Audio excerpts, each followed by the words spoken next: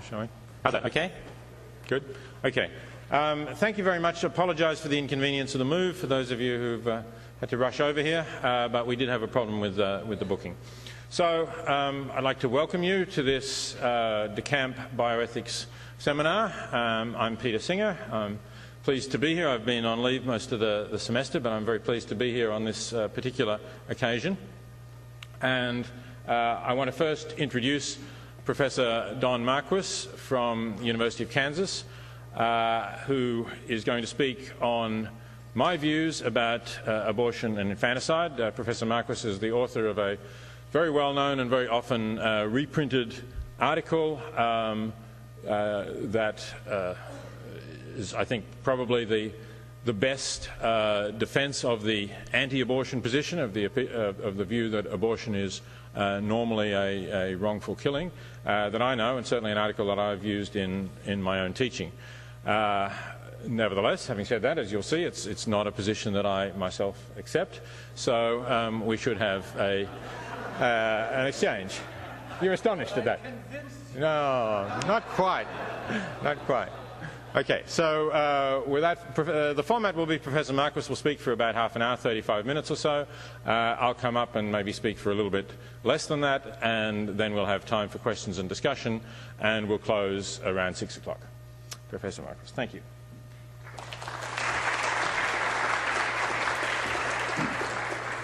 Thank you, Peter. I want to thank you for inviting me to this seminar. I'm pleased to be here. I should say before I start that I admire a lot of Peter Singer's work, and the paper I'm going to read is primarily critical, but you shouldn't get the sense that I don't value his work and that I don't agree with much of it. I do agree with much of it, and I think he's on the right track about a lot of things, and I think that his work has combined the area of what we might call applied ethics with a bit of theory in a very responsible way that I think is good for our profession. This paper was written for an anthology entitled Singer Under Fire, and I was asked to contribute, and Peter got some copies of the I asked Peter what he had written lately on the subject, so that he could refer to me to whatever he'd written about abortion and infanticide, and he was kind enough to respond and tell me, and then I sent him a copy of the paper. And so what you're getting is an abbreviated version of the contribution to that anthology, which will come out sometime or other. You know how it is with anthologies. Human beings, such as you and I, possess at least one property that makes killing us distinctively wrong or seriously wrong. And Peter Singer believes that because infants have no such property, infanticide is not always wrong. No infant is seriously wrong by being killed, on his view, although if an infant is wanted by others, infanticide could wrong others. Normal infants will almost always be wanted. Some handicapped infants are unwanted. In such cases, killing them is morally permissible. This view has engendered great interest and great hostility. Singer's views on infanticide are implied by his defense of abortion choice. Like infants, no fetus possesses a property that could make killing her seriously wrong. This view, when combined with the liberty rights of pregnant women, underwrites abortion choice. Singer's views on abortion and infanticide are corollaries of the general account of the wrongness of killing. He has devoted many pages to arguments against the doctrine of the sanctity of human life. And here is an account of the sanctity of life doctrine that is as plausible as I can make it. Individuals like us have certain fundamental rights, such as the right to life, the right to liberty, and the right to have at least a minimal opportunity to flourish. Some have believed that we have these rights in virtue of being male, or in virtue of being Caucasian, or in virtue of belonging to a certain religion, or in virtue of our ethnicity. In developed countries, virtually everyone now thinks that such beliefs about our fundamental rights are incorrect. Instead, there is widespread agreement that we possess these fundamental human rights in virtue of our humanity. Hence, we have a center called the Center for Human Values. Thus we call these rights human rights or basic human rights. The most basic human right is the right to life, for without life no other human endeavor is possible. Therefore, unless exceptional circumstances obtain, it is wrong to kill a human being just because she is human. This doctrine implies that abortion is wrong, for human fetuses are organisms that are human. It also implies that infanticide is wrong. Peter Singer has rejected this sanctity of human life doctrine for two main reasons. First, he argues that it has implausible consequences. Suppose we hold the view that if humans have the right to life, then dependent human beings also have the right to a reasonable degree of care necessary to sustain their lives. The doctrine of the sanctity of human life, plus this reasonable view, seems to entail that we have an obligation to provide medical care to preserve the lives of anencephalic newborns, that is to say, newborns, the babies born without the neurological capacity for consciousness, and individuals in persistent vegetative state, such as Terry Schiavo. These consequences are very implausible. Indeed, they are so implausible that, as Singer has pointed out, even many of those who affirm the sanctity of human life doctrine are unwilling to accept them. Accordingly, the doctrine of the sanctity of human life is vulnerable to clear counterexamples. Second, Singer argues that the doctrine of the sanctity of human life rests upon a morally irrelevant consideration. Just as we reject sexism because it rests on a biological but not morally relevant characteristic, and just as we reject racism because it rests on a biological but not morally relevant characteristic, we should reject the doctrine of the sanctity of human life because it rests on a biological but not obviously morally relevant characteristic. What counts from a moral point of view are characteristics we often regard as exemplifying being fully human. These characteristics are mental characteristics that are typically associated with biological humanity. They are not identical to the property of being biologically human. Not all individuals who are biologically human possess these mental characteristics. And, for all we know, not all individuals who possess these mental characteristics are biologically human. Singer's rejection of the doctrine of the sanctity of human life is, in my view, clearly correct. Because the doctrine of the sanctity of human life, you may want to argue about this, because the doctrine of the sanctity of human life is clearly false, a replacement for it is needed. The general idea behind Singer's account of the wrongness of killing is straightforward. Plainly, it is wrong to end the life of a standard human being. Plainly, it is not wrong to end the life of a cabbage. Singer holds that the kinds of characteristics that seem to justify the difference are what Joseph Fletcher called indicators of humanhood. These indicators include self-awareness, self-control, a sense of the future, a sense of the past, a capacity to relate to others, concern for others, communication, and curiosity. All of these characteristics are mental. Singer wishes to call individuals who possess some or all of these characteristics persons. He believes that the mental characteristics central to being a person are rationality and self-consciousness. Fetuses are not persons. Accordingly, an account of the wrongness of killing in terms of persons rather than in terms of human beings will underwrite the permissibility of abortion. What Singer needs, as he realizes, is some general account of the wrongness of killing that explains why some mental characteristics are morally significant and non-mental biological characteristics are not. In the absence of such an account, justifying the wrongness of killing in terms of being a person is as arbitrary as a justification in terms of being a human being.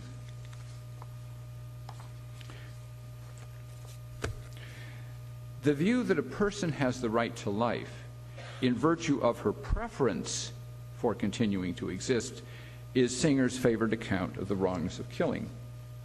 Singer is, like many utilitarians, suspicious of rights talk.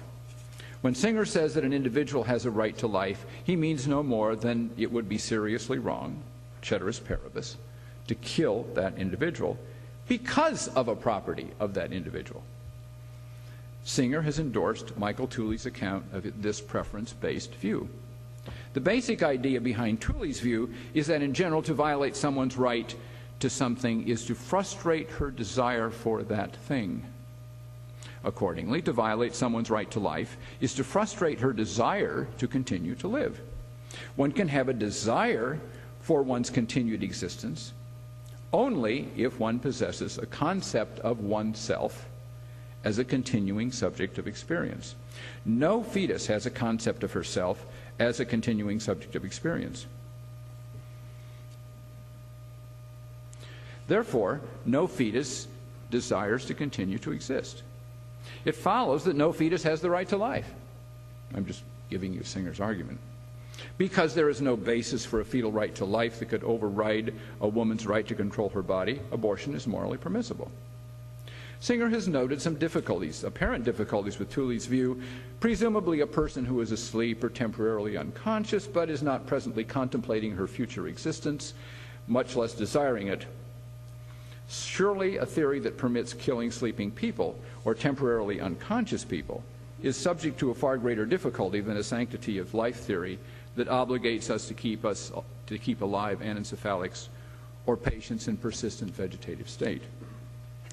However, David Boonen has offered a desire account of the wrongness of killing that appears to deal successfully with these difficulties. When I wake up in the morning, I do not have to learn everything that I believed the day before. I seem to have almost all of the same beliefs, concepts, and desires I had yesterday. This suggests that these mental items were retained in some form or other while I was asleep. Accordingly, when I was asleep, I possessed in some way the concept of myself as a continuing subject of experience. And when I was asleep in some clear sense, I desired to live. Boonen calls these desires dispositional as opposed to occurrent. A similar analysis for temporarily unconscious individuals seems reasonable.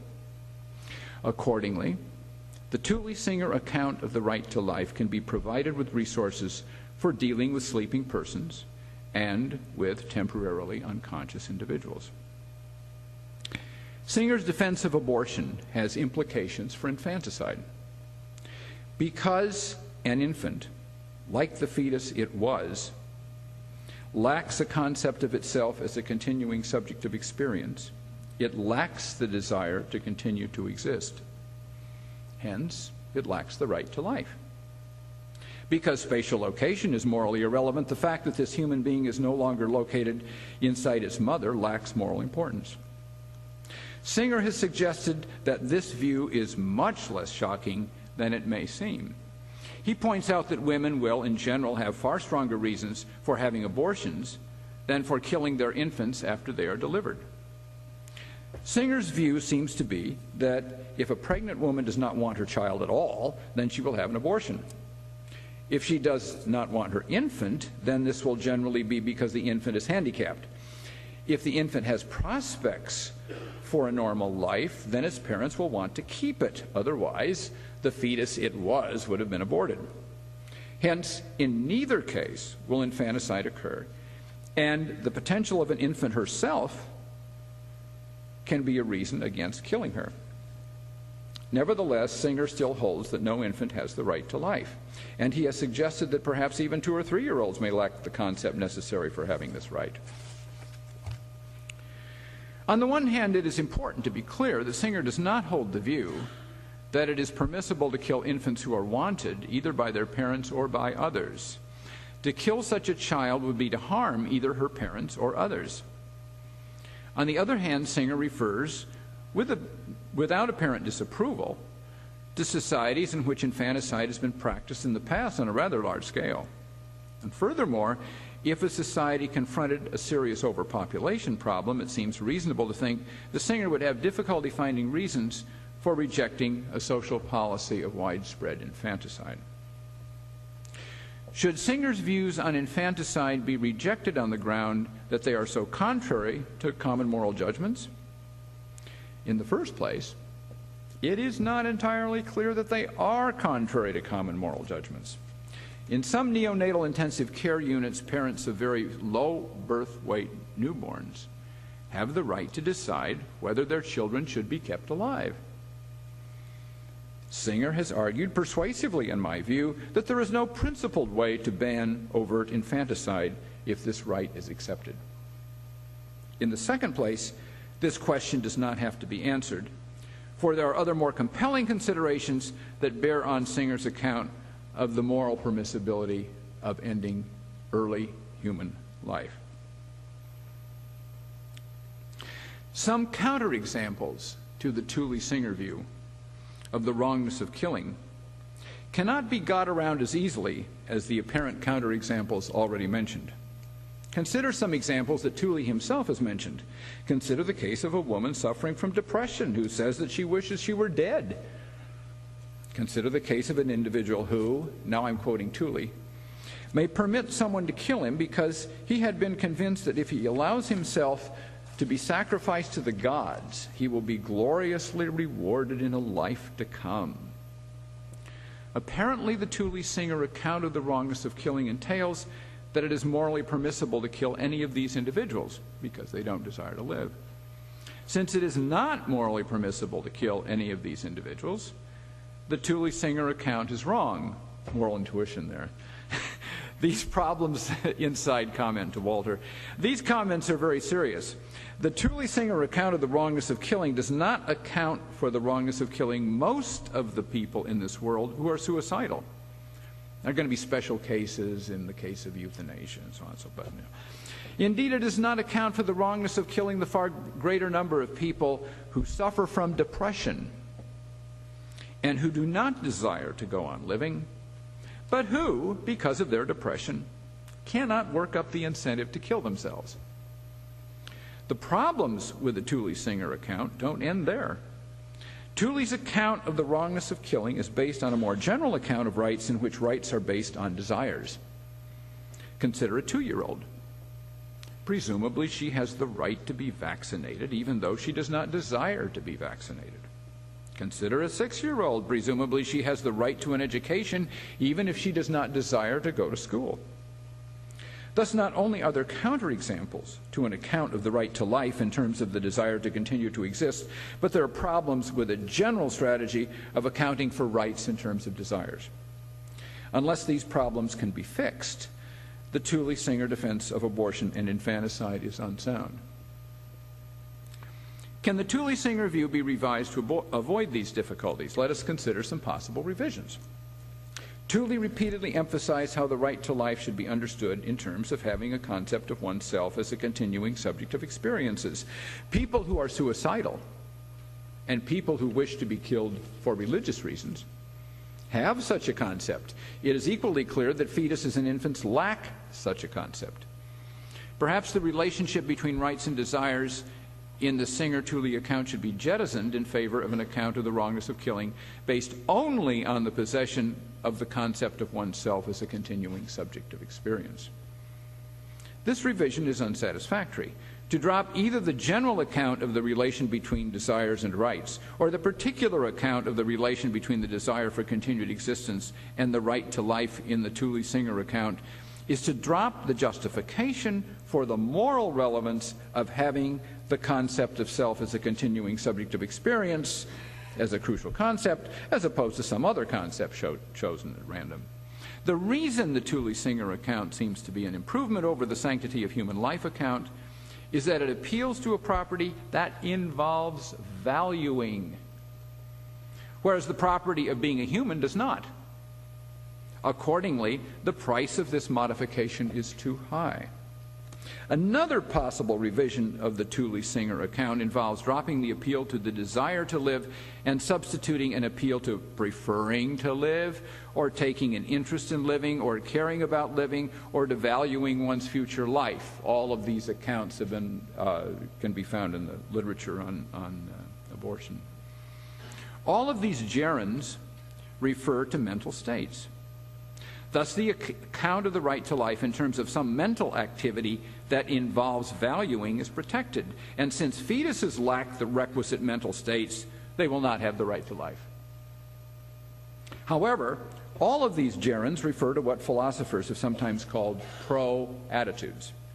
The reason the severely depressed are counterexamples to the Tooley-Singer theory is because they lack a pro-attitude toward their future existence, no matter whether that pro-attitude is described in terms of desiring to continue to exist, or preferring to continue to exist, or taking an interest in continuing to exist, or valuing their future existence, or caring about their future existence.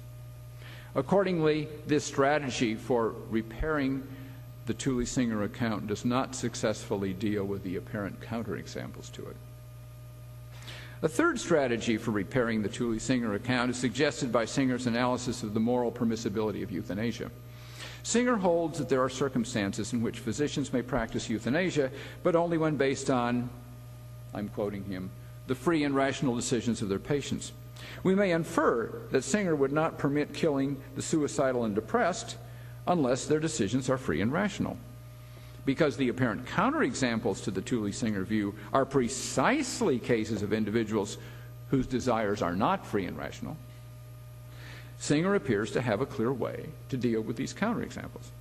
On the one hand, there is nothing in Singer's account of the ethics of abortion and infanticide to suggest that his account should be understood in terms of free and rational preferences rather than actual preferences, which are sometimes clearly different. On the other hand, because the free and rational preference move seems to solve some problems for Singer, and because it is found elsewhere in his writings, the move is certainly worth examination. It is not immediately clear how the free and rational preference move is supposed to work in the abortion and infanticide context. Although Singer holds that the euthanasia of typical adults is permissible only when the adult's desire for euthanasia is free and rational, he cannot similarly hold that a fetus may be killed only when her desire to die is free and rational. Because fetuses have no desires, this move does not underwrite abortion choice. Perhaps this dismissal is too abrupt. Let us suppose that Singer's account of the wrongness of killing is worked out, not in terms of the desires that individuals actually do have, but in terms of the desires that individuals would have under certain idealized conditions. Let us suppose that Singer's account is understood in terms of the desires that an individual would have if she were fully rational and if she had full information concerning alternatives, courses of actions available to her, and if her desires were not skewed by propagandistic social influences. I'm referring to stuff in the philosophical literature on how we should understand what kinds of desires we have a desire we should respect. Presumably the best alternative to the Thule-Singer account will incorporate all of these changes. Let us call this strategy for revising the Thule-Singer account following Boonin an ideal desire strategy. Can this strategy succeed? Well, it cannot be faulted for purging the value incorporating rationale from the Thule-Singer account of the wrongness of killing, for it does not. Many philosophers have tried to offer an account of welfare in terms of such idealized desires. An account of the wrongness of killing in terms of a reduction of the welfare of the victim is plausible. Furthermore, the strategy cannot be faulted for failing to deal adequately with the apparent counterexamples to the original Thule-Singer theory, for plainly it does not. For plainly it does. The problem with this ideal desire strategy, at least from the point of view of Singer and Thule, is different. On the one hand, an account of the wrongness of killing an individual in terms of the actual desires of the individual will certainly permit abortion and infanticide. For it is clear that neither fetuses nor infants possess the conceptual apparatus to continue to exist, to desire to continue to exist. The trouble is that an account of the wrongness of killing an individual in terms of her actual desires is clearly unsatisfactory. On the other hand, an account of the wrongness of killing an individual in terms of her ideal desires does seem to be a far better account of the wrongness of killing. But why should we suppose that fetuses lack the relevant ideal desires? The inference from A lacks the actual desire to X to A lacks the ideal desire to X is unsound. An individual's ideal desires are just the desires one would have if one were rational and fully informed. If a fetus were rational and fully informed, contrary to fact, she would desire to live. It follows that fetuses have an ideal desire to live. It also follows that this strategy does not underwrite abortion choice. Could this conclusion be avoided? What is needed is some account of ideal desires which would not permit attributing ideal desires, or at least the ideal desire to continue to exist in the future, to fetuses. In fact, Boonen's ideal desire account is such an account. According to Boonen, ideal desires are actual desires that have been revised to account for mistakes. Since fetuses cannot have actual desires, they cannot have ideal desires either, on Boonen's view. However, nothing forces us to understand ideal desires in Boonen's way. We could instead understand them as desires that an individual would have, although may not, under certain ideal conditions. We could understand the ideal desire of an individual who suffers from severe depression as the desire that individual would have, but plainly does not, if she did not suffer from the handicap of mental illness. We could understand the ideal desire of an individual fetus as the desire that individual would have, but plainly does not, if she did not suffer from the handicap of underdevelopment. Thus, it is clear that Boonen's moral status of the fetus defense of abortion choice rests in the final analysis on Boonen's decision to define an ideal desire so that abortion is permitted, but this won't do. If moral permissibility can rest in the final analysis on such a linguistic stipulation, then anything is permitted.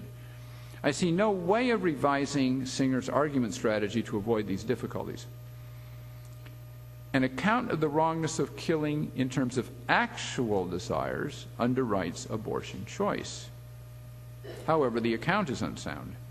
An account of the wrongness of killing in terms of ideal desires may well be sound, but it does not underwrite abortion choice unless it is restricted in an arbitrary way. It seems fair to conclude that Singer's account of the wrongness of killing with its corollaries concerning abortion and infanticide is unsatisfactory. Singer has shown that the sanctity of human life theory is unsatisfactory. And many of those who are convinced that the Tooley-Singer theory fails will infer that the sanctity of human life theory must somehow be resuscitated to avoid moral disaster. Many of those who are convinced that the sanctity of human life theory is hopelessly unsound, as both Peter and I do, will search for some variant of the Tooley-Singer theory that will work. Surely these are philosophical moves that are born of desperation. They will seem plausible only if one assumes that no other account of the wrongness of killing is a realistic possibility. Happily, there is an alternative. Guess what, folks? You're going to hear my view.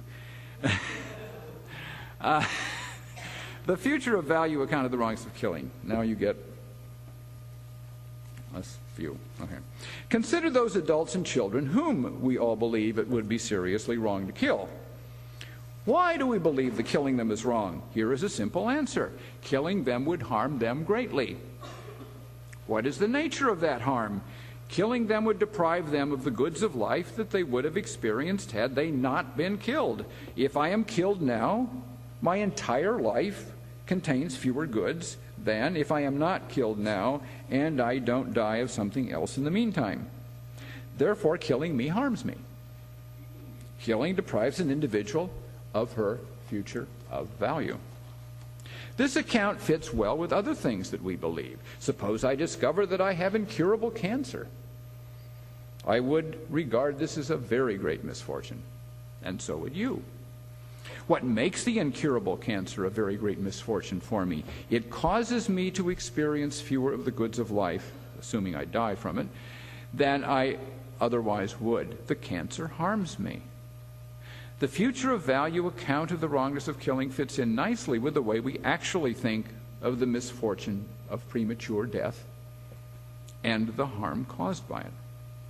The future of value account has implications very different from the Thule-Singer theory. We were all fetuses once. Well, this is controversial, it will turn out, but I'm going to assume that we were all fetuses once. Most people have been assuming this for quite some time until recently. The valuable futures of these fetuses are nothing more than those aspects of our past and future lives that are now, will be or would be, and were valued by us. If it is wrong to kill us because we have futures of value, and killing us would be deprive us of our futures of value, then it would have been wrong to have aborted us. For the fetuses we once were had futures very much like ours. These futures consist of our own future and past lives, and therefore abortion is wrong. And infanticide is wrong for the same reasons. This account of the wrongness of killing is based on a plausible account of wrongness. Unlike sanctity of human life theories, it is not based on a merely biological characteristic.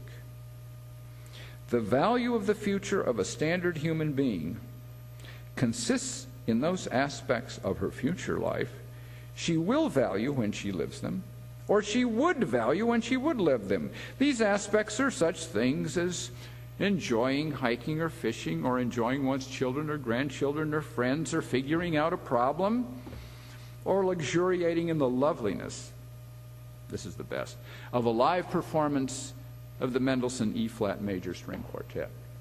If you haven't done that, it's great. Almost, true. Okay. The value of a future is constituted by those aspects of our future lives that make these future lives worth living. Therefore, unlike a sanctity of human life account, it does not imply an obligation to prolong the lives of anencephalic newborns or persons in persistent vegetative state. The valuable aspects of the lives of anencephalic newborns or persons in persistent vegetative state are forever closed to them. Our being biologically alive makes it possible for us to enjoy the good things of our lives, but our being biologically alive is not, on the future of value view, intrinsically valuable. I part company with the Pope here, of course. Biological life is like a Rawlsian primary good. It almost always makes possible life's goods, but it is not itself intrinsically good. Thus, the future of value view does not entail that it would be wrong to kill someone whose suffering cannot be relieved and who wants to die. The future of value view is superior to the Thule-Singer view because it accounts for the wrongness of killing those who do not desire to live. The suicidal have futures of value. At least they will have valuable lives if they receive psychotherapy or psychotropic drugs or both. Although most people desire their continued existence, the reason most people desire their continued existence is because they anticipate that their future lives will be valuable to them. The reason the suicidal have an ideal desire to continue to exist is that they have futures of value. Our futures of value underlie our desires. Or, in the case of the depressed and fetuses, underlie their ideal desires. The future of value account explains why Singer's desire account of the wrongness of killing appears to account for cases in which killing is wrong, to the extent that it does. The future of value view does not suffer from speciesism. It is entirely possible that beings from other planets have futures very much like ours. If so, it will be wrong to kill them if we encounter them. Do other mammals have futures sufficiently like ours such that it is wrong to kill them?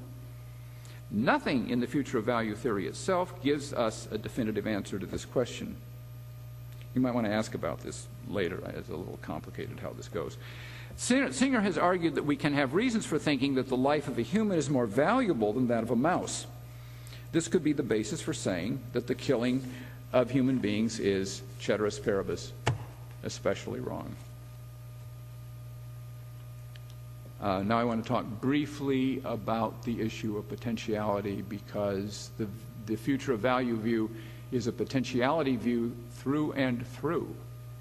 And Peter Singer has criticized potentiality views of the right to life, so I want to say something about that. But then I'll be finished. Should have been finished long ago. There we are.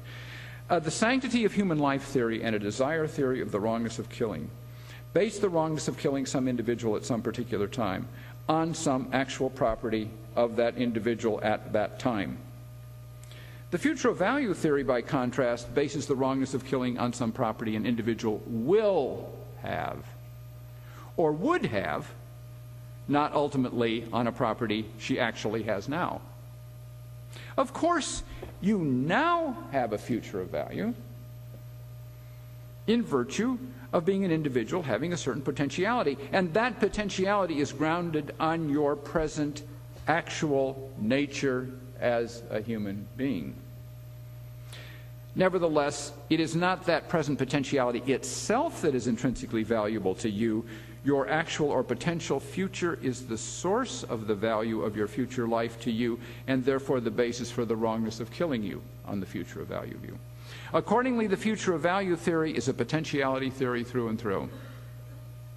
The wrongness of killing fetuses resides in their potentiality because the wrongness of killing you resides in your potentiality.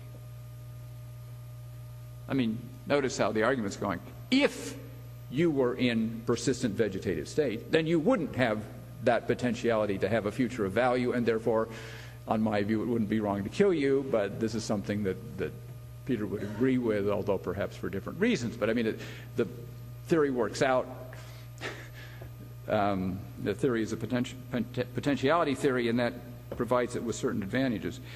Singer has offered many objections to potentiality accounts of the wrongness of killing fetuses and infants.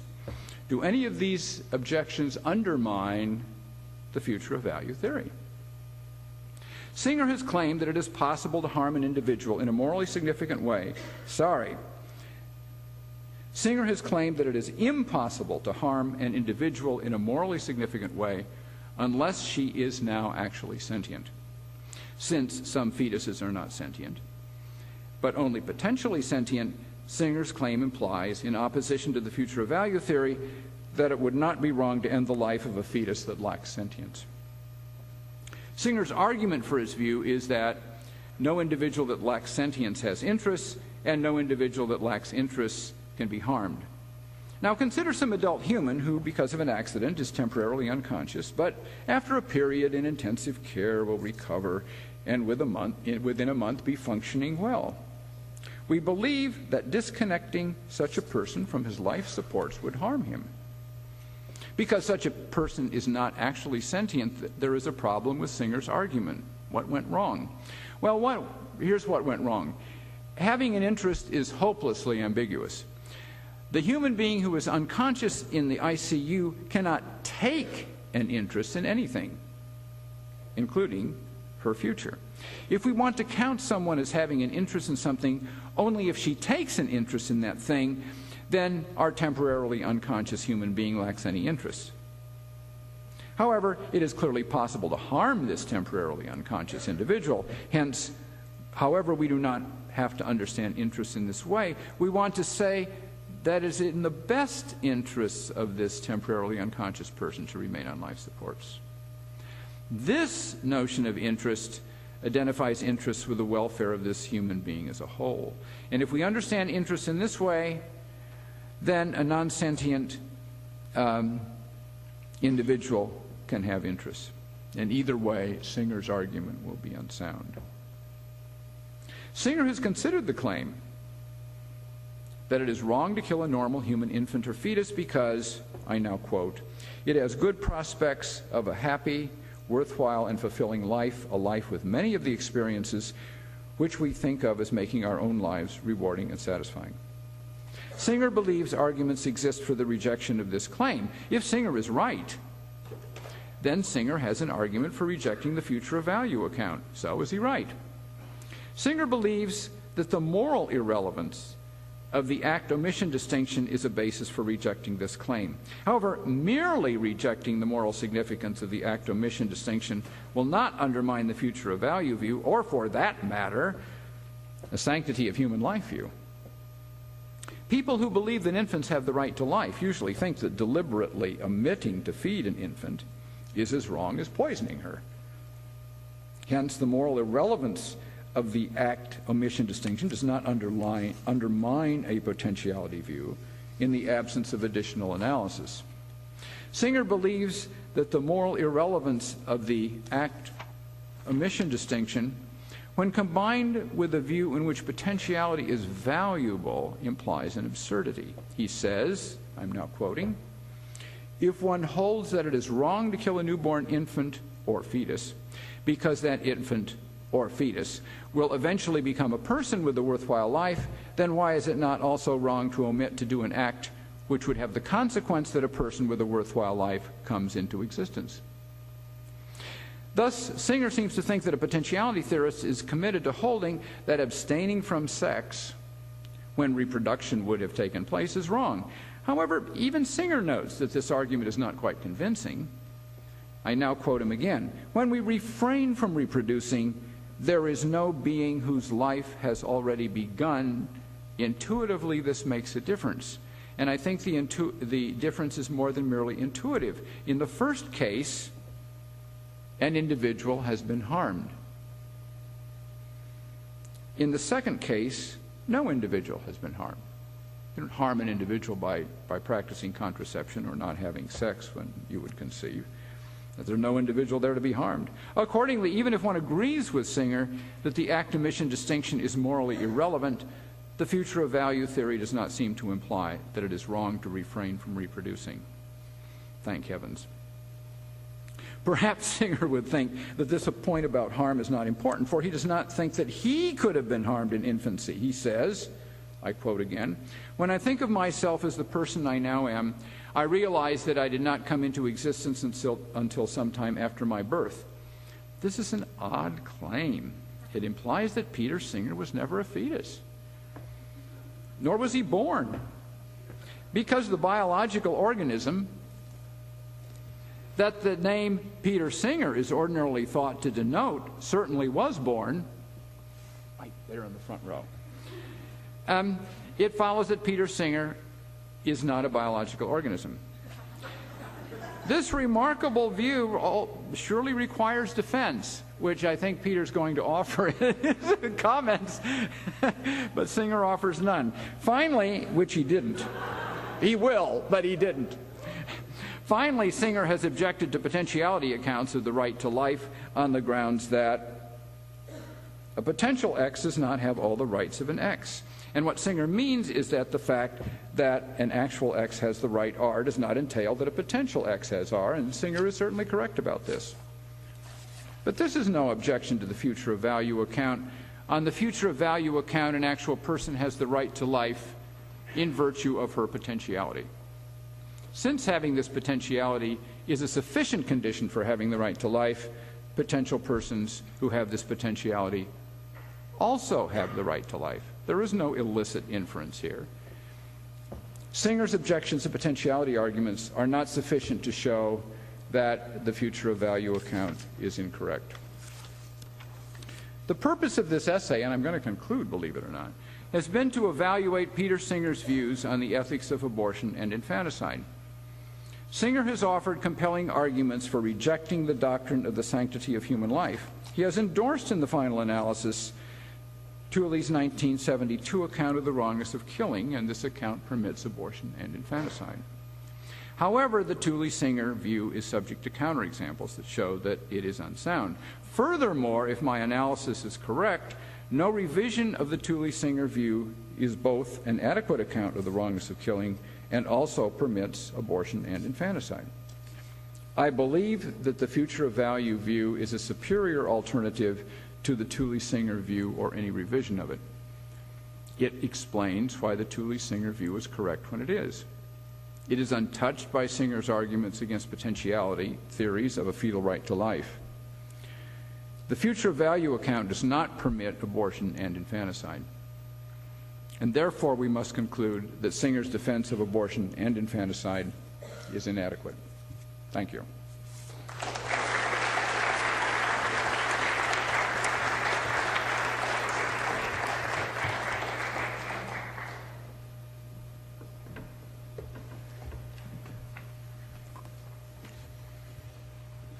Thank you, Professor Marquis, for that very clear account of the deficiencies in the view that I've defended.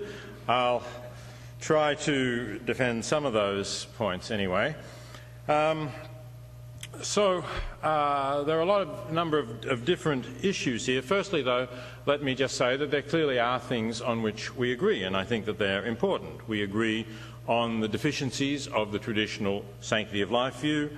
We agree that a correct view cannot be speciesist. It cannot refer simply to the fact that beings are members of the species Homo sapien.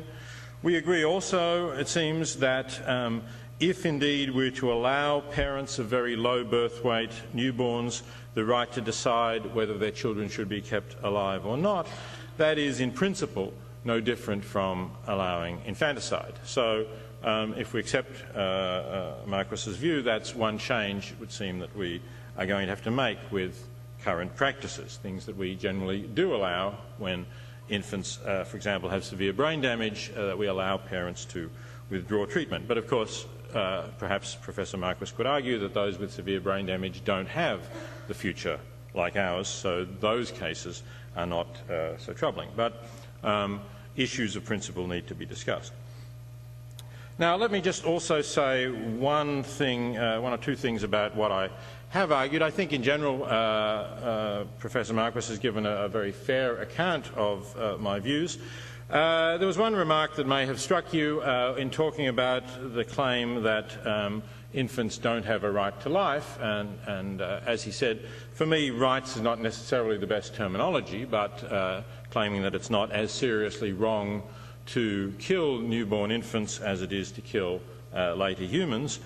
He referred to a statement of mine that probably even 2- or 3-year-olds don't have the necessary concepts that I refer to as basing the wrongness of killing. That is the concept of awareness of your own existence over time and having preferences for the future.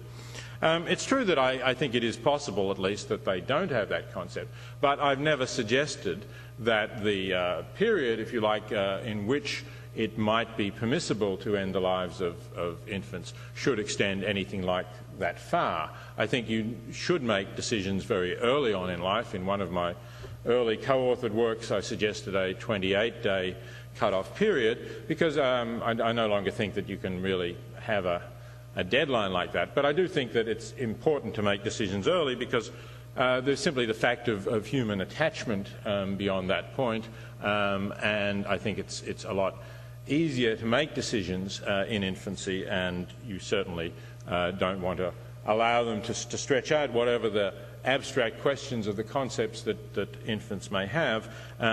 You want to have children loved and cared for from the earliest time if they're going to survive at all, and that means that I think it's not possible to contemplate killing them at such a late time. Okay, let's move then to the question of the counterexamples that Marquis offers to the general view that I suggest. He offers two counterexamples of people who want to die, who he thinks, on my view, I'm required to say that it's permissible to kill them, and he thinks that it's not. They're the depressed person and the would-be religious martyr, the person who thinks they'll be gloriously rewarded in an afterlife if killed. Some comments on those counterexamples. Regarding the depressed person, it wasn't clear as first presented anyway exactly what kind of a case this was. If it's a person suffering from long-term depression who has already undergone a variety of possible treatments which have all failed, and she nevertheless or she still wishes to die in the belief that the depression is indeed causing her a life of suffering and misery, and that there is no real prospect of recovery from that, then I would not agree with Marquis's statement that it's not morally permissible to kill this person on her request. But I think perhaps Marquis himself doesn't really think that it is impermissible, because later on he said that if someone can only look forward to suffering and wants to die, it is permissible to kill them. So I take it that that's not the case that he has in mind here when he thinks that it's not morally permissible to kill the person. He's perhaps thinking rather of someone who, because they're depressed, has an excessively pessimistic view of the prospects of recovering from the depression and maybe doesn't seek out treatment. And if that's so, then it's a case that in an important respect is like the case of the would-be religious martyr who believes he's going to be gloriously rewarded in an afterlife if killed. That is, both of these people are basing their desires to die on false beliefs, on inaccurate opinions about what their future holds. And in that case, then, as Marquis said, I would suggest that that's not the kind of desire that we ought to act on, that we should rather look at the desires they would have if they were well informed and understood their future prospects. So the situation here is rather like that of the thirsty person who reaches for a bottle of water here, thinking that it's just plain water and will quench his thirst. And so, says, can you pass me the water, let's say. Now, we know, in fact, that this is not water but a deadly poison.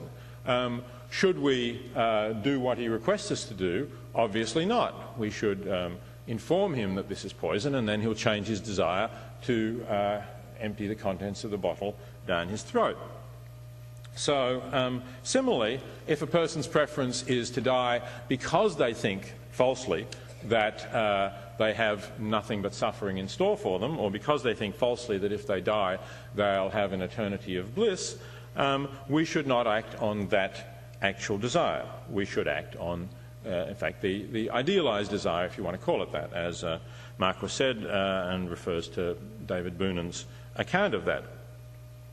However, Marquis then claims that if I say this, I'm stuck on a problem with regard to abortion or infanticide. Because he says, how can I appeal to the idealised desire in the case of the depressive or the would-be martyr, and not in the case of the fetus or infant? He contends that there's no real difference between the two, that it would be arbitrary to appeal to an idealised desire in one case and not in the other. But I don't agree that it is. I think that, in fact, we should rather think of this situation, as Boonan indeed suggests, as ideal desires, as actual desires corrected for factual errors. So, in other words, before we can correct the desires, there has to be a desire. And if we have a fetus who has no desires at all, we assume we're talking about a fetus that doesn't have any desires, then we can't just invent a desire. We can't just impute a desire, or at least it would be a very different thing to impute a desire to this entity that has no desires at all and say that's the idealised desire. We need to have some desires to work with. So, if we look at what Marquis said, he said, well, we've got in one case the ideal desire that the individual would have, but plainly does not if she did not suffer from the handicap of mental illness. We could understand the ideal desire of an individual fetus as the desire the individual would have, but plainly does not if she did not suffer from the handicap of underdevelopment. But being a fetus is not a handicap that an individual suffers from in the way that severe depression may be a handicap to clear thinking about one's future. Indeed, I'd suggest that the change from the fetus to an individual capable of having desires about his or her continued life is really a change from one kind of being, a physical organism, to a quite different kind of being, to a being with a mental life, if you like, to take a term that Jeff McMahon, who's here, has used, and to being an embodied mind. And that's an important change, and that relates to what Marquis said about what kind of an organism I am, that I don't think I'm a biological organism. So I'm going to say a little bit more about this in just a moment. But before I do, I want to return to this problem of potentiality that Marquis also talked about, which I raised many years ago in regard to this anti-abortion position. My view was, and is indeed, as Marquis correctly said, that the future of value view implies not just that abortion is normally wrong, but that abstaining from procreation is normally wrong, because both the abortion and the abstention from procreation will result in the existence of one less valuable life being lived. So Marquis's response is that in the first case, an individual has been harmed, and in the second case, no individual has been harmed. But there is a question here as to when this individual starts to exist. And here I actually have prepared a little bit based, unfortunately, on some parts of Marquis's argument that he didn't present to you for reasons of time, but that I want to say a little bit about, and we can then have some more discussion about it. The question of when the individual exists raises an issue in various ways, but one of them that it raises is to do with the nature of early embryos. And so I'm going to, if I can get this up now, I'm not quite sure what I'm supposed to be doing here. Just a minute. I'm trying to get a couple of pictures on this screen, and I'm not quite sure what I'm doing. Wait a second. Let's see. I think I have some help coming down, do I? We start that.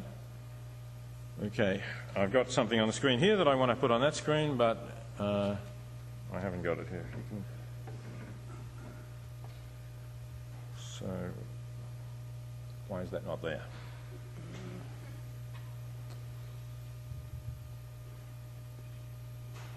Just seeing if you might have muted the projector.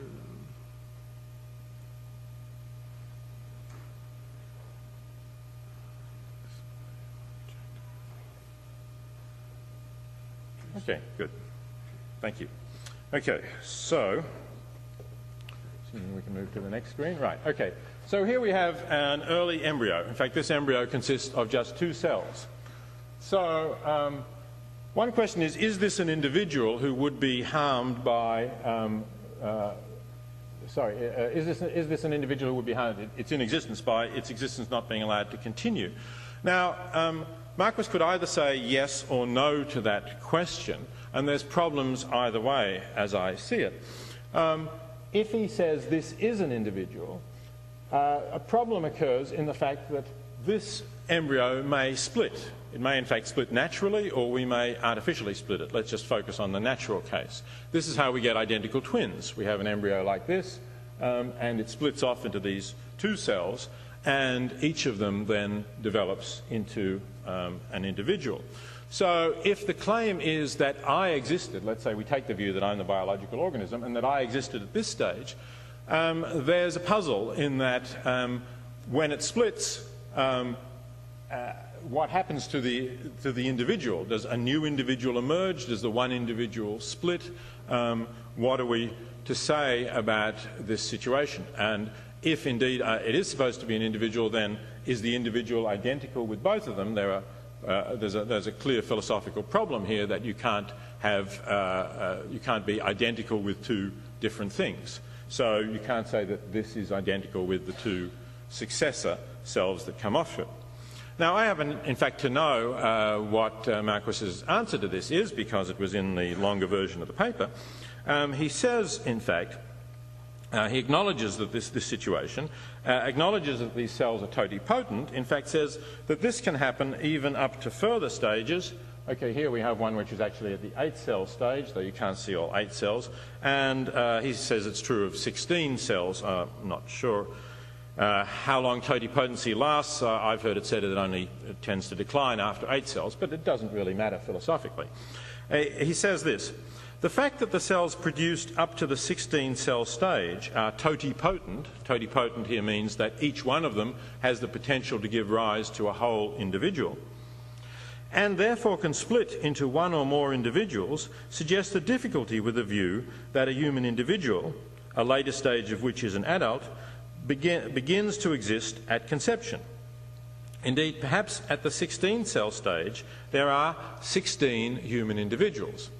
And he then goes on to say, so perhaps this is a reason for saying that it's not wrong to destroy the early embryo, so that relevant to the debate about stem cell research.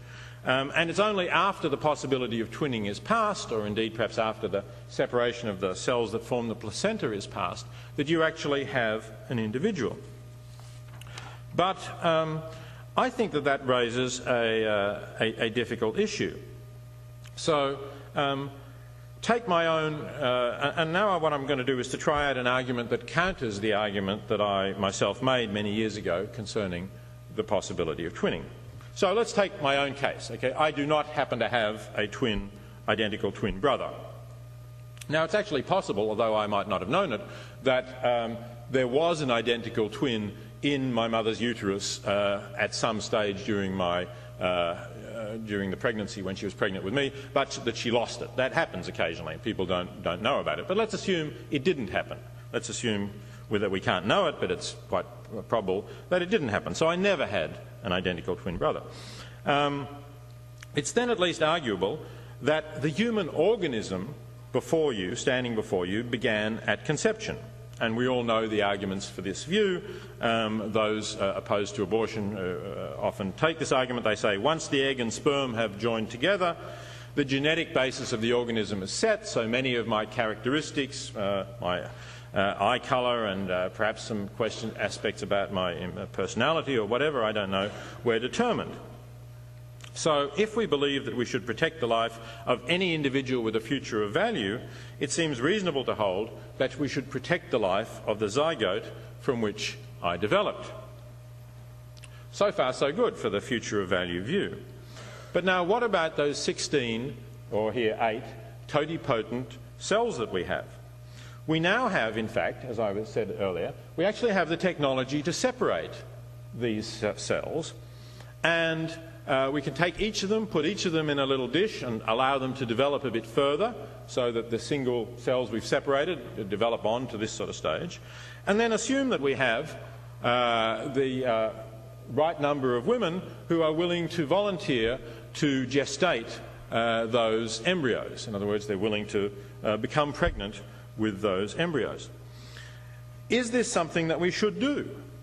Is this something that we should actually divide up this embryo when we get it in the lab, in some case of in vitro fertilisation, and try and encourage women to volunteer to gestate the embryos and bring them to existence? On the future of value view, it would seem that we should.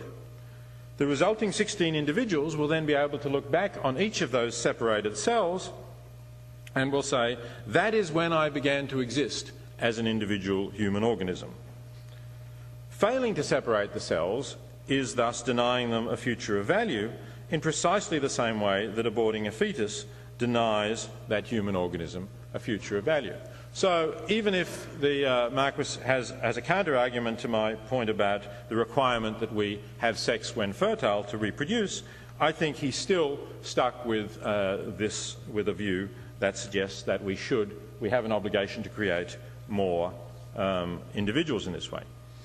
But if this actually seems a strange consequence, it's only going to get worse.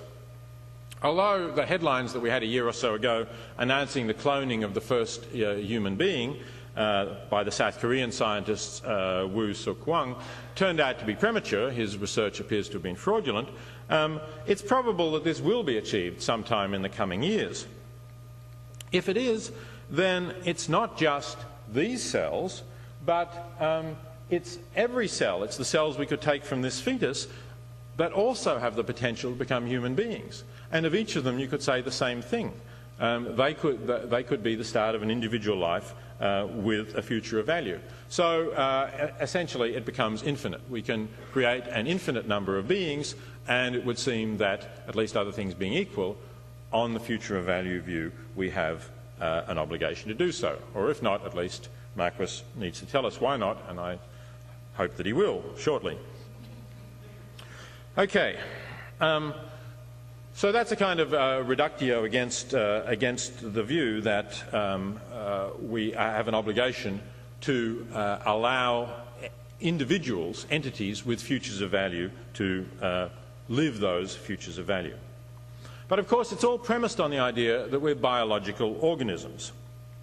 Marquis could avoid those problems and still preserve a future of value view if he were to abandon the idea that we're biological organisms. But it seems like he doesn't want to do that. He was rather sceptical about my view that when I think of myself as the person I now am, I believe that I didn't come into existence as a fetus or even perhaps at birth, but sometime afterwards. He thinks that that's an odd claim, and the claim that I'm not a biological organism is a remarkable view. Well, I agree that perhaps I should have given it some defence in the works that he referred to, and I will now remedy that deficiency, and I'm fortunate in doing so in that in the interim years Jeff McMahon has published his excellent book, The Ethics of Killing, in which, in the first chapter on identity, he gives a number of arguments which I will essentially simply repeat. One of them is based on the brain transplant case, a case that philosophers have often discussed. There's two people brought into an emergency room. Let's say I'm one of them. My body has been mangled beyond repair, but miraculously my brain is still intact and okay. The other victim of the accident, his brain has been destroyed, but the body is still intact. So rapidly the surgeons perform a transplant of my brain into the stranger's body. The operation is a great success. I get up and start walking around. I'm much more handsome than I was before, but I have exactly my memories, my personality. I identify and continue to love my wife and my children and the people close to me, and the children and spouse of the stranger are complete strangers to me, and so on. Who has survived the accident? I think we all think that I've survived the accident, not the stranger whose body is walking around. So that suggests that it's not which biological organism most largely survived. Now, and of course, one could perhaps say, well, we're not just talking about volume of body mass here, we're talking about what's really important to the organism, and the brain is the regulative organism, the regulative organ of the organism that makes us breathe and walk around and all those things. So that's why I'm the one who survived. As Jeff McMahon says, but even if it was only my cerebrum that was transplanted, not the regulative organ, but just the repository of consciousness, we would still think that I was the one who survived. And so I think that makes it much less plausible to suggest that somehow it's the bit of matter that goes across that's important. Rather, it's the memories and personality that matter, not what regulates my breathing and heartbeat. Now, there's a second argument I'm just going to mention, and then I'm going to stop, that I think is a difficulty for the view that we are biological organisms. And it's the case of conjoined twins. And sorry, I'll skip that. So here is an example of an actual pair of twins, Abigail and Brittany Hansel, conjoined twins who, as Jeff says, and I would agree, I believe this is simply one biological organism. Yet clearly there are two people here. Abigail and Brittany are two different people. They can want different things, they can have different personalities, and so on. But they are living in one biological organism. So it's difficult to, I mean, there's various ways that you could try and say that this is not one biological organism, but clearly if something happens to it, they are going to both die. They'll both suffer from cancer or whatever it might be. And it seems to me that the most natural way to think of this is of two persons in one organism. So that's why I think it is indeed plausible to think that we are not just biological organisms, but that we are embodied minds, and that's what's important about us, about our personal identity. Nevertheless, I do think that, in fact, this is not really crucial to the question of the wrongness of killing. It's not really crucial what personal identity is, and that's, in the end, the problem that I have with Marquis's view, because it makes this question of when do I begin to exist as so crucial. And yet this is a gradual process in many ways. And I think we should focus rather on the consequences, on what we're doing in ending life, and the consequences are relevant in terms of what sort of beings will exist, what sort of preferences are we satisfying, and in that sense it's not a question of when does a being actually come into existence, but rather what is going to be the outcome of our acts that is important in deciding whether ending life is defensible or not. Okay, I'll stop at that point. We began a little late because of the transfer, so I think to give us a reasonable amount of time for questions and discussion, we should go a little bit beyond 6 o'clock. Let's say I'll propose to, we'll see how question and discussion goes, but I'll plan to go till about 6:15 and close it off there. So Don, if you would care to come back and join me on the platform, and we'll take questions or comments to either of us. Thanks very much.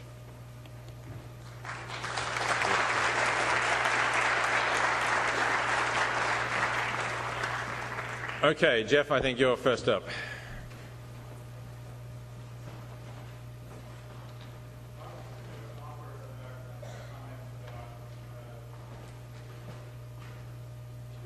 Yeah, can you speak up, Jeff? It's a big room.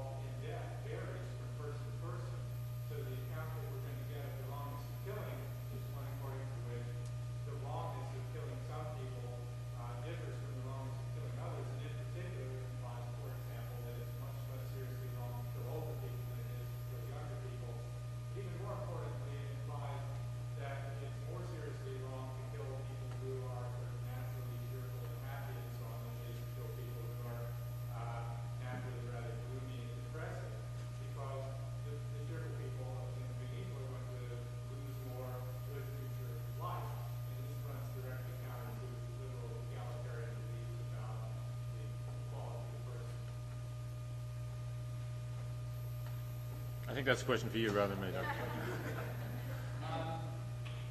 Let's take the latter one. Yeah, I mean, that's obviously a problem. Can you, sorry, I'm getting silence. Can you come over and use... Yeah, because we're doing a recording, so it'll pick you up better. Maybe I should...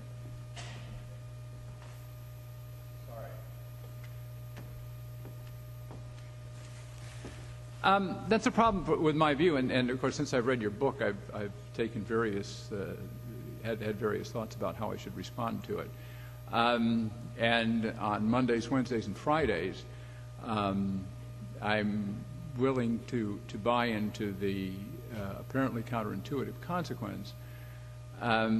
We need to realize, of course, that we're social beings, and there are lots of reasons why it would be wrong to kill any of us.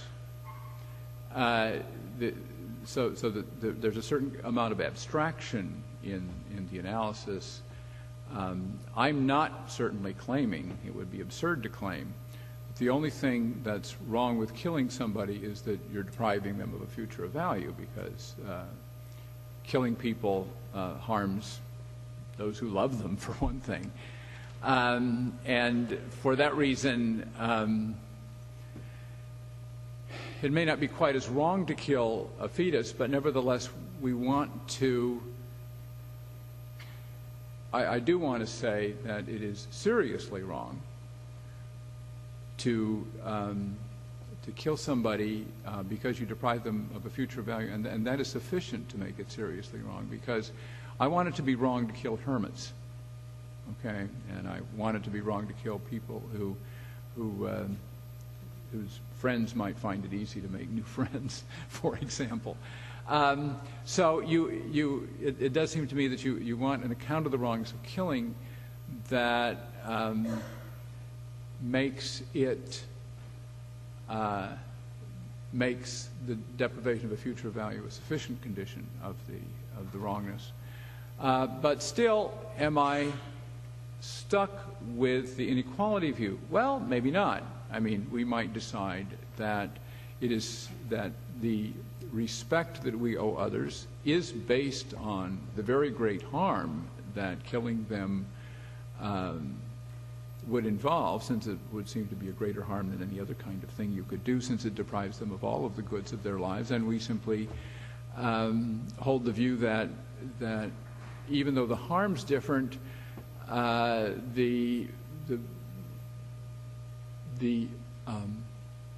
we have this obligation of respect, and the respect for young and old should be equal. But sometimes I'm not sure that move's going to work, and I don't have a good answer to Jeff's question. I mean, sometimes I simply do think, yeah, if we think about it a while, we have to hold this inequality view. And the reason is that I think that there's a distinction between I'm sorry, I'm sort of hesitating for things because I'm talking about an entirely different issue from what I see as the controversy with you. But sometimes I think there's a distinction between our equal respect for persons, where we consider the respect for persons in terms of the person's whole life, and the equal wrongness of killing. It may well be that we can have a perfectly decent theory of equal respect for persons where we mean an equal respect for their flourishing, and yeah, you can cause some people to flourish less than others by killing them. If this would be an account which would be incompatible with an account of the equal respect for persons, but would not make killings equally wrong.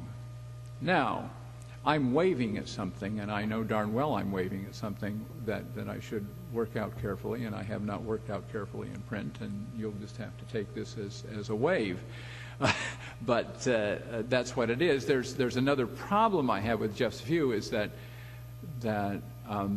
if you push the equality objection, as I would call it, really hard, then you have to come up with an account of the wrongness of killing that is compatible with this equality principle, which Jeff pushes rather hard. And what Jeff, in fact, does, of course, is argue that killing has a two-tiered account of the wrongness of killing, in which when killing is a really major wrong, it's wrong because it violates the autonomy of a person.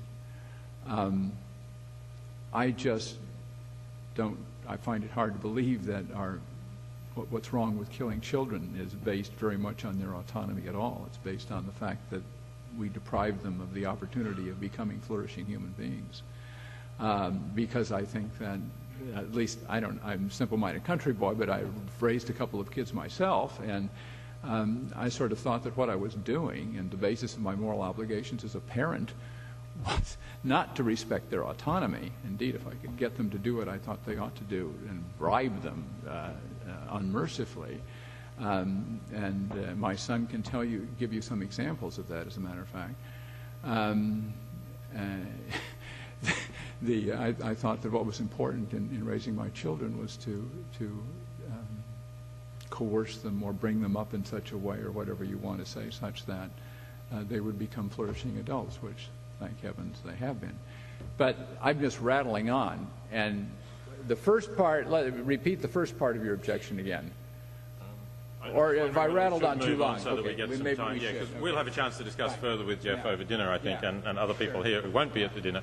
There were some other hands I saw. Yes, there. Again, can you speak up, please?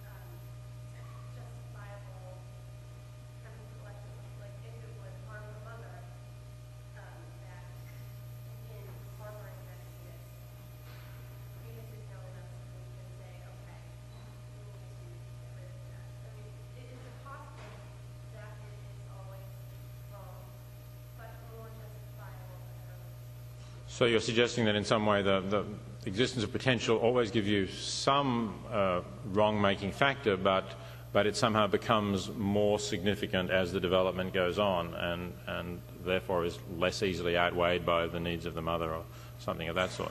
I mean, you know, I guess such a view might be possible to construct. It's not the view that I'm holding. And, you know, while you're right to say that for me there is no clear cutoff, that's because the capacities that I'm looking at, the capacity to see yourself as existing over time and to have a preference for the future, is something that comes in gradually, and I don't quite know when it comes in. But once it does start coming in, then I guess it's true that I suppose I would think that it's more seriously wrong to kill a being that has a, you know, sort of lots of plans for the future and a clear, very clear sense of their own future and clear desires, as we all do, and perhaps less wrong to kill a being that has only a sort of rather dim sense of that, which might be the case, what we're talking about with an infant, or might be the difference between killing a human and killing a chimpanzee or something of that sort. So I do think that there, if you like, there could be increases gradually in the seriousness of the wrongness of killing, but not because of the mere fact of potential, rather because of the actual existence of the desire to continue living and differences in how you know, clearly perceived that desire is by the being itself. There's a question there, yes, the lady in the blue. Yeah.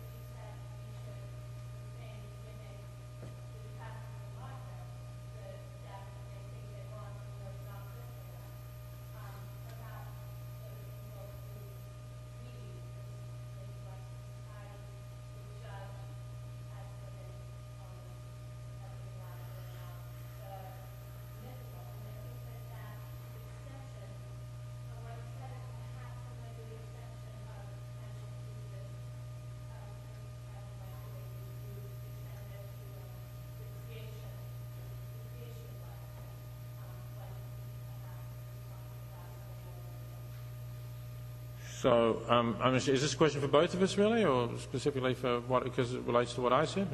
Yeah. Okay, just about that metaphor. Well, I guess I have some trouble with the case that you're describing of someone who actually wants to go on living, but who we judge their life to be miserable rather than beneficial for them. Because I tend to think that the individual living the life is the best judge of how good their life is.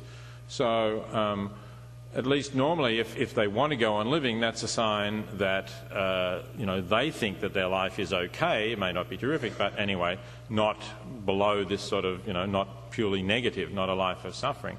And I don't think we should second guess that. I can imagine cases maybe where you had some special reason for doing that. That is, in fact, where they say their life is just miserable and is going to go on miserable. But, like Hamlet or whatever said, oh, if the Almighty had not fixed his rule against taking your own life, then I would do it. But, I can't do it because I believe that it's against God's law. And let's suppose that we know that, in fact, there is no God, or it's not against God's law if there is a God. I suppose that might be a kind of case that would pull me.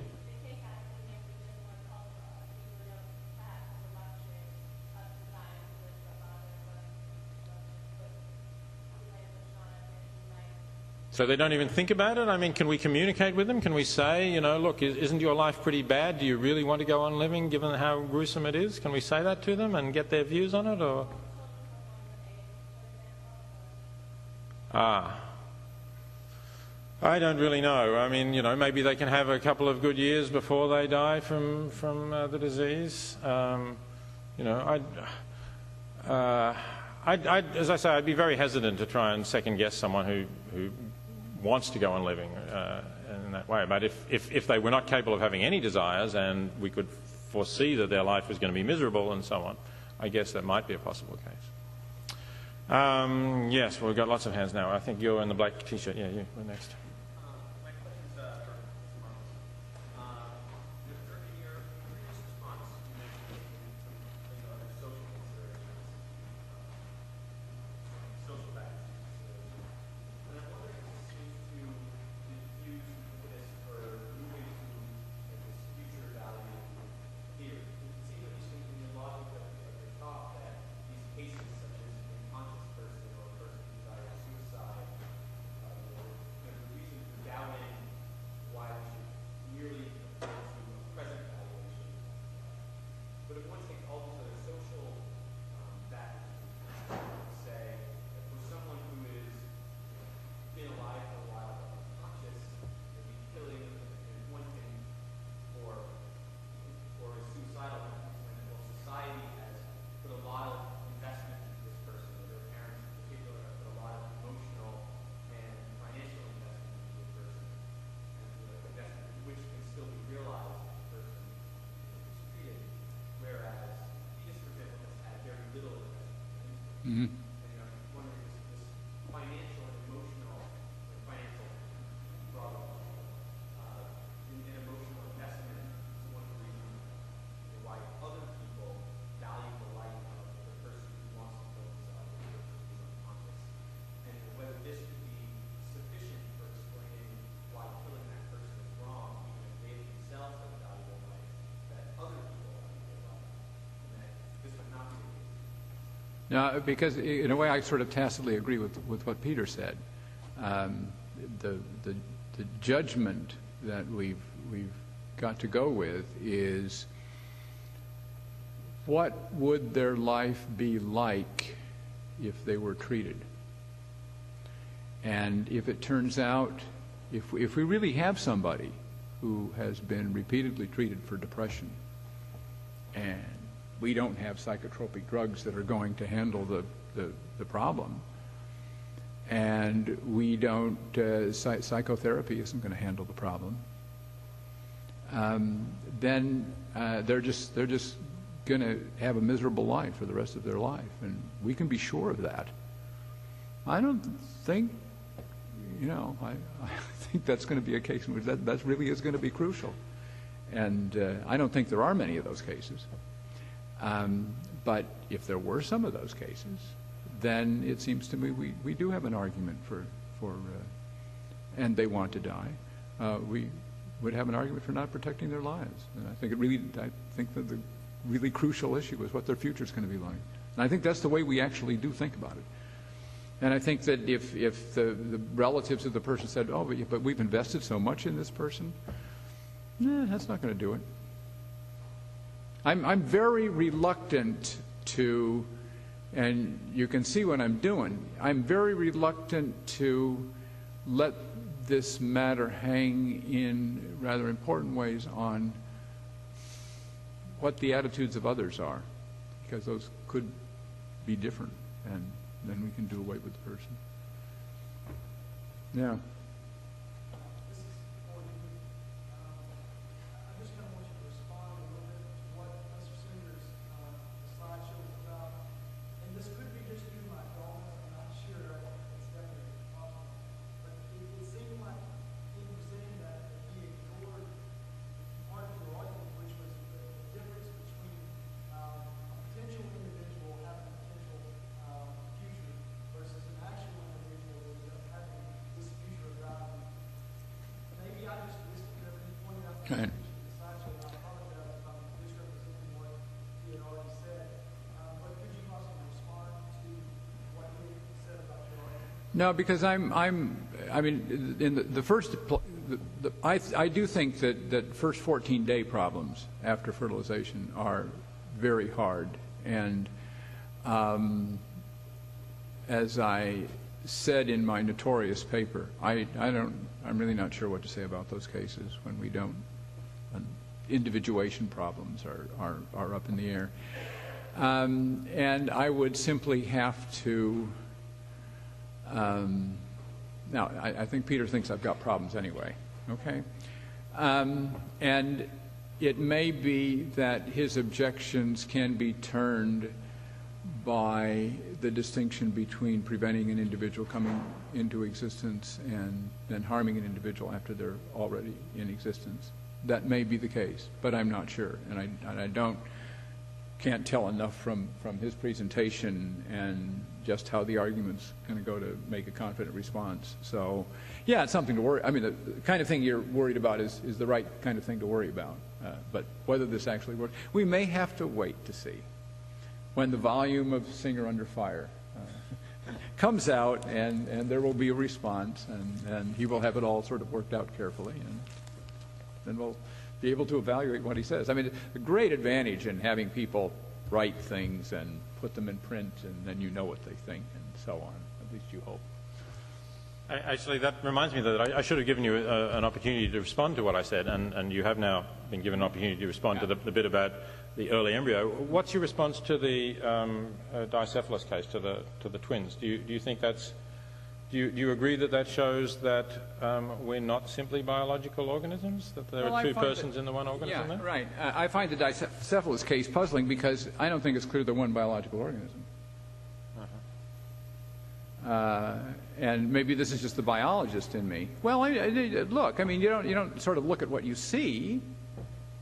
He had it up there on the board. I mean, I had enough maybe my problem is that I've taken too many human biology courses in my life, but I have. And I look at the innards of these kids, and then I ask myself, well, is this one biological organism or two? And I don't know. I can go either way. I think it's a very hard case. I don't think it's an obvious case where you've got one biological organism and two persons. And furthermore, I'm bothered by imagining that they're thinking of the biological organism aspect of them as only being below the neck. I mean, that's another part of the problem in thinking about the Hensel twin case. And so it's not that I have a good response to the Hensel twin case. I don't. But on the other hand, I don't think that the kind of analysis that Jeff wants to give or you would want to give to the Hensel twin case is obvious either. And again, this raises an issue that is deserves a lot of thought. What else can I say?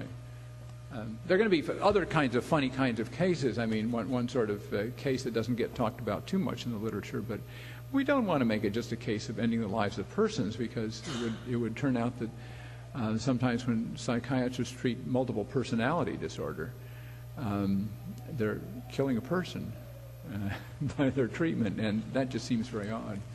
Okay, let's just take one more question maybe before. Was there one down here? Yes, I'll take you. Sorry, I've got to decide one of you. I have a question about your line of argument involving certain moral intuitions. The first one was that you sort of intuited that it would be wrong to kill someone who is depressed even though they don't currently desire life. And I'm not objecting to the eventual explanation you gave for that, but why is that line of argument okay to just simply use your moral intuition as your guide?